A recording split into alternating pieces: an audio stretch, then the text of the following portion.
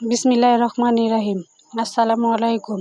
সকলকে আমার রান্নাঘরে স্বাগত জানাচ্ছি। আজকে আমার রান্নাঘরে নিয়ে আসলাম সুস্বাদু চিকেন ফ্রাই। ঘরোয়া পদ্ধতিতে চিকেন ফ্রাই বানিয়ে নিয়েছি। আসুন দেখি কিভাবে চিকেন ফ্রাই বানালাম। চিকেন ফ্রাই বানানোর জন্য এখানে আমি মাংস নিয়ে নিয়েছি, ব্রয়লার মুরগির মাংস। শুধু মাংসগুলোই নিয়েছি, হাড্ডি নিইনি। এখানে স্বাদ মতো লবণ দিয়ে দিলাম,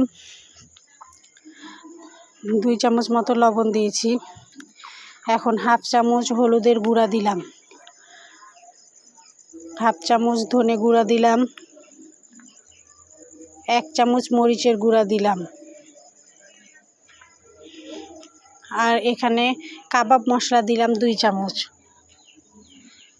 কাবাব মশলাটা দিলে ভালো লাগে। গরম মশলা গুঁড়া দিলাম 1 চামচ। আর চিলি ফ্লেক্স দিয়ে দিলাম 1.5 চামচ মতো। একটু ঝাল ঝাল হলে খেতে বেশি টেস্ট লাগে, তাই চিলি ফ্লেক্স 1.5 চামচ দিলাম। এখন লেবু চিপে দিয়ে দিচ্ছি। আমি 2 ফালি লেবু দিলাম, আপনারা চাইলে একটা গোটা লেবুই দিতে পারেন। আমি এখানে 2 ফালি লেবুই দিয়েছি। দিয়ে এখন হাত দিয়ে সুন্দরভাবে মেখে নিব, যেন মাংসের মধ্যে মশলাগুলো ঢুকে যায়। বন্ধুরা, আমার ভিডিও যদি আপনাদের ভালো লেগে থাকে তো অবশ্যই আমাকে একটা লাইক দিবেন। আর ইউটিউব চ্যানেল থেকে দেখলে সাবস্ক্রাইব করে আমার পাশে থাকবেন। আর ফেসবুক থেকে দেখলে অবশ্যই একটা ফলো দিবেন। এই যে চটকে চটকে সুন্দরভাবে মেখে নিলাম। এখন এর মধ্যে আদা রসুনের পেস্ট 3 চামচ 4 চামচ মতো দিয়ে দিলাম। দিয়ে আদা রসুনের পেস্ট দিয়ে ভালোভাবে মেখে নিব।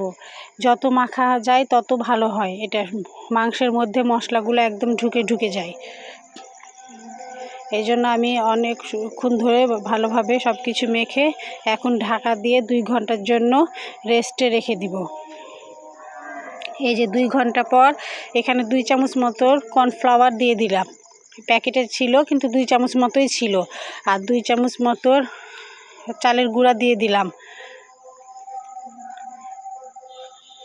এখন একটা ডিম ভেঙে দিয়ে দিলাম। দিয়ে এখন সব কিছু সুন্দরভাবে মাখিয়ে নিব। চালের গুঁড়া ডিম আর কর্নফ্লাওয়ার আমি আগে দিইনি। আমি আগে এমনি মশলা মাখিয়ে রেখেছিলাম, পরে এগুলো মাখাইলাম। কড়াইয়ে পরিমাপ মতো তেল দিয়ে দিচ্ছি।